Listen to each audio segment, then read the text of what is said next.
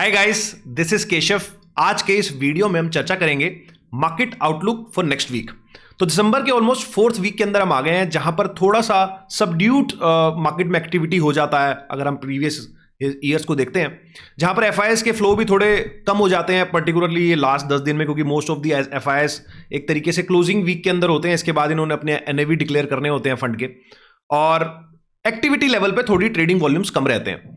तो एक तरीके से रिव्यू करूंगा आज इस वीडियो में। यहां पर निफ्टी, बैंक निफ्टी और बाकी इंडेक्सेस को हम देखेंगे, गोल्ड सिल्वर को भी देखने की कोशिश करेंगे, और साथ साथ एक जो बड़ी न्यूज चल रही है मार्केट को में, वो है जापान इंटरेस्ट रेट्स को लेके, उसके बारे में भी थोड़ी चर्चा करेंगे। डिटेल ओवरव्यू होने वाला है, तो वीडियो को अंत तक जरूर देखिए, चैनल को जो सब्सक्राइब कर लीजिएगा ताकि आपको इस तरह के इंपॉर्टेंट वीडियोस टाइमली मिलते रहें। तो चलिए दोस्तों, वीडियो को स्टार्ट करते हैं, उसके बाद सीधा चलते हैं अपनी स्क्रीन के ऊपर।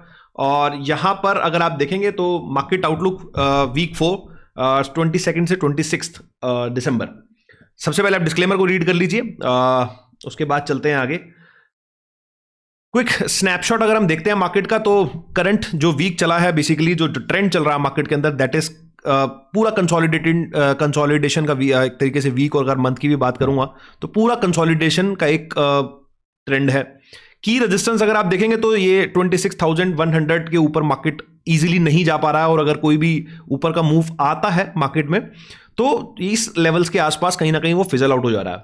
सपोर्ट की बात करें तो 25,700 के नीचे मार्केट नहीं जा रहा है। 25,700 2-3 बार टेस्ट भी हुआ पिछले वीक के अंदर, लेकिन उसके नीचे जाते ही बाइंग आ जाती है मार्केट के अंदर, और कहीं ना कहीं फिर हम एक बार ऊपर आने की कोशिश करते हैं। तो 25,700 एक अच्छा खासा सपोर्ट बना हुआ है।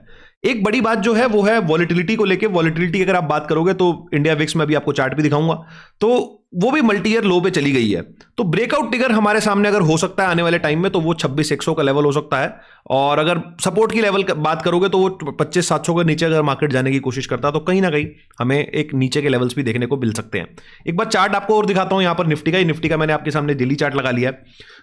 डेली चार्ट पे अगर आप देखते हो निफ्टी को, तो ये हमारा एक ब्रॉडर पिछले साल में एक हमारा हाई लगा था यहाँ पर 26,271, उसके आसपास हम एक बार पहले भी गए हैं यहाँ पर, एक 1 दिसंबर को 26,314 के आसपास गए हैं, थोड़ा से ऊपर गए हैं, और वहां से अभी एक कंसोलिडेशन का पीरियड चल रहा है। तो अगर आप ये ब्रॉडर ट्रेंड देखेंगे तो पिछले 1-1.25 साल से ये हमें एक पूरी की पूरी एक ट्रेंडिंग मूव की करेक्शन लग रही है। तो आप इस चीज को जरूर ध्यान रखें कि अभी भी कोई भी हम हाई के आसपास तो आ गए हैं, लेकिन ओवरऑल कुछ भी नया पैसा निफ्टी के अंदर नहीं बना है। और अगर मूविंग एवरेजेस की वाइज बात करूं तो ये हमारा 200 डे का मूविंग एवरेज है, जो भी 25,000 के ऊपर आ रहा है, जिससे अभी हम काफी ऊपर ट्रेड कर रहे हैं। बाकी इंडेक्सेस की अगर आप बात करोगे तो ये मैं स्मॉल कैप का चार्ट है। स्मॉल कैप अभी अपने 200 दिन के मूविंग एवरेज से नीचे काम कर रहा है, और ये भी अपने हाई से अच्छा खासा नीचे है। मतलब 18,000 का हाई था यहाँ पर, 18,600 का, और अभी हम 16,407 के आसपास क्लोज हुए हैं, और अपने 200 डे के मूविंग एवरेज के भी नीचे काम कर रहे हैं। मिड कैप की अगर आप बात करेंगे, ये मिड कैप का इंडेक्स मैं आपके सामने लगा देता हूं। मिड कैप का जो चार्ट है बेसिकली, ये हम यहां से इसको खोल लेते हैं, ये मिड कैप का आ गया। तो मिड कैप अभी 200 डे के ऊपर काम कर रहा है इंडेक्स लेवल पे, और इसमें जो हाई था बेसिकली 22,533 का हाई था, अभी हम 22,146, तो बहुत ज्यादा नीचे काम नहीं कर रहे। लेकिन स्मॉल कैप के अंदर थोड़ी सी फॉल हमें ज्यादा देखने को मिल रही है, और स्टॉक्स के अंदर तो और ज्यादा होगी।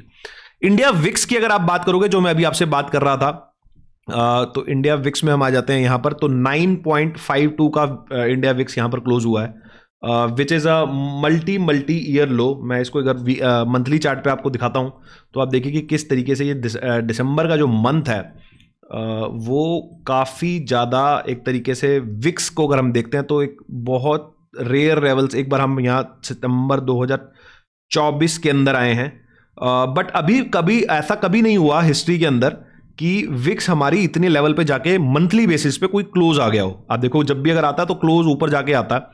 तो क्या इस बार कुछ ऐसा होगा कि हमें क्लोज 10 के नीचे मिलेगा, 10 के नीचे विक्स चली जाएगी? ये हमें आने वाले टाइम में देखना पड़ेगा, बट अभी तक ऐसा हुआ नहीं है कि क्लोज इतना ज्यादा लेवल नीचे आ गया। और आप देखो, ये अभी मंथली कैंडल बन रही है, ऑलरेडी हम 9.52 पे है जब मैं वीडियो बना रहा हूँ 21 दिसंबर को।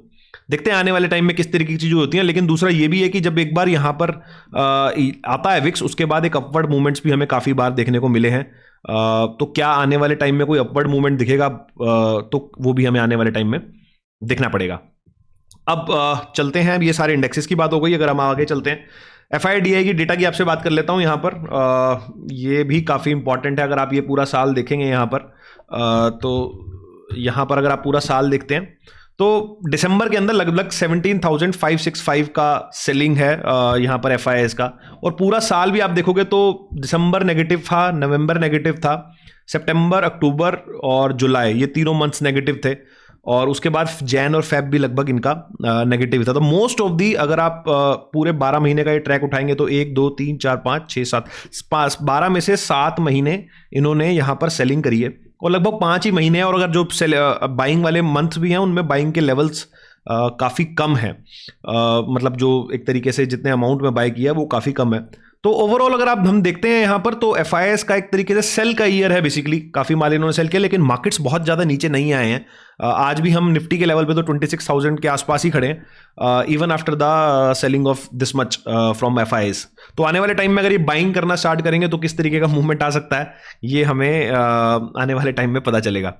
इसके बाद अगर आप बात करें जापान इंटरेस्ट रेट्स की, जो मैं आपसे बात कर रहा था, तो जापान के इंटरेस्ट रेट्स जो हैं बेसिकली वो पिछले, अगर मैं बात करता हूं तो 90s में लगभग यहाँ थे। आप देखो ये 0.75 का भी इंटरेस्ट रेट हो गया है जापान के अंदर। ये मंथली चार्ट है।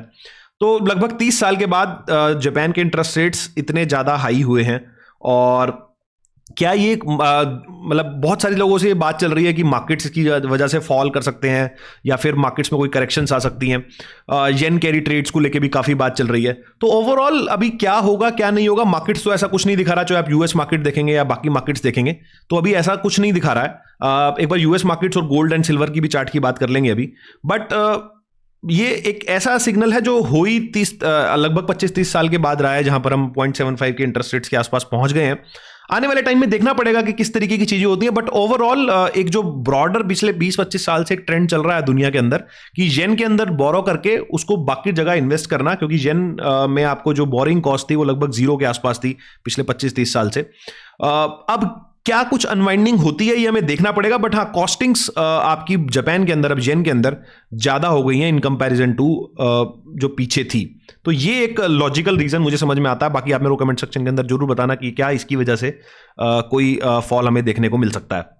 अब एक बार हम यहाँ पर ये देख लेते हैं, अपना डाउ जोन्स को देख लेते हैं और नैस्डैक और गोल्ड सिल्वर को। तो डाउ जोन्स अगर आप देखोगे, डाउ जोन्स का मंथली चार्ट है, ब्रॉडर हम ग्रीन में ही चल रहे हैं लगातार। ये जो हमारा अप्रैल में एक फॉल आया था यहाँ पे, जब ये टैरिफ वाला हमारा अनाउंसमेंट आया था, उसके बाद से लगभग हम ऊपर की डायरेक्शन में ही है। ये एक मंथली कैंडल बनी थी यहाँ पे 2025 में अप्रैल में, उसके बाद हम लगभग ऊपर ही हैं। तो कोई भी हमें यहाँ पर सिग्नल तो नहीं दिख रहा है डाउ जोन्स के अंदर।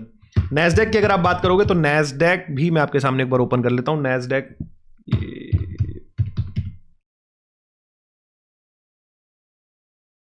ये नैस्डैक भी अगर हम बात करते हैं तो इसमें भी हमें एक ब्रॉडर ऊपर का ही ट्रेंड लग रहा है। तो ये चीज़ भी हमें कहीं ना कहीं सही लग रही है। यहाँ पर भी अभी 1.31% ऊपर क्लोज हुआ है फ्राइडे को। तो नैस्डैक भी ठीक है। उसके अलावा हम गोल्ड एंड सिल्वर की बात करते हैं, तो गोल्ड का मैं आपके सामने चार्ट खोल लेता हूँ। गोल्ड का अगर हम चार्ट खोलेंगे तो गोल्ड के अंदर आप देखो काफ़ी ब्रॉडर अप ट्रेंड है। और ये 2011 का जो ब्रेकआउट आया था लगभग यहाँ पे $2,000 के आसपास, लगभग अब वहाँ से डबल हो गया है। हम $4,300 के आसपास पहुँच गए हैं इंटरनेशनल मार्केट के अंदर। थोड़ा सा ओवरबोट लग रहा है शॉर्ट टर्म के अंदर। आप देखो कि काफ़ी दूर चला गया अभी लगातार। इतने ये जो मूविंग एवरेजेस हैं इनसे काफ़ी दूर चला गया, तो थोड़ा सा ओवरबोट लग रहा है शॉर्ट टर्म में। बट आने वाले टाइम में देखना पड़ेगा, हो सकता है इसके अंदर हमें कुछ करेक्शंस देखने को मिल जाए। उसके बाद हम अगर बात करते हैं यहाँ पर सिल्वर की, सिल्वर अगर हम देखते हैं, ये सिल्वर का चार्ट है, तो सिल्वर के अंदर भी हमें लगभग 3% का मूव देखने को मिला है। ये मंथली चार्ट है फ्राइडे को। और यहाँ पर हम देखते हैं तो 2025 के अंदर यहाँ भी हमें एक मल्टी ईयर ब्रेकआउट दिख रहा है। $50 के आसपास का हाई सिल्वर ने यहाँ पर ब्रेक किया है, और उसके बाद एक यहाँ से ब्रेकआउट दिया। लेकिन यहाँ पर इंपॉर्टेंट लेवल ये है कि RSI के अगर आप लेवल्स देखेंगे तो लगभग 88-90 के आसपास आ गए हैं। तो ये भी थोड़ा सा ओवरबॉट कंडीशन में चला गया है, क्योंकि आप लास्ट देखो कब आया था यहाँ पर 90। ये आया था लगभग यहाँ पे 1980s के आसपास आया था, इतना ओवरबॉट 96 हो गया था। तो अभी यहाँ पर हम 96 हो गया था, अभी यहाँ पर हम 88 के आसपास है। अब कितना ऊपर जा सकता है कितना ऊपर नहीं जा सकता वो तो देखना पड़ेगा, बट ब्रॉडर अगर आप देखोगे तो इस तरीके का मूव जो पहले भी दो आए हैं, यहाँ पर ये देखिए आप किस तरीके का मूव आया, फिर यहाँ पे किस तरीके का मूव आया, तो उसको हमें देखना पड़ेगा अभी किस तरीके की चीज़ें इसके अंदर हो सकती है। बट थोड़ा सा ओवरबॉट लग रहा है सिल्वर यहाँ पर, किस तरीके की चीज़ें होंगी ये हमें देखना पड़ेगा। आई होप मैं सारी चीज़ें क्लियर कर पाया हूँ और आउटलुक के बारे में आपको एकदम इन डिटेल चर्चा करी है। फिर भी किसी को अगर कुछ कांटेक्ट करना चाहते हैं, क्योंकि हमारे स्मॉल केसेस भी यहाँ पर लॉन्च हो चुके हैं, पहले भी उसके बारे में बहुत बात करी है, बट फिर भी लिंक जो उसका है वो डिस्क्रिप्शन के अंदर मैं टैग कर दे रहा हूँ। अगर आपको कोई डाउट है तो आप हमसे कांटेक्ट कर सकते हैं, अगर उसको सब्सक्राइब करना चाहते हैं तो।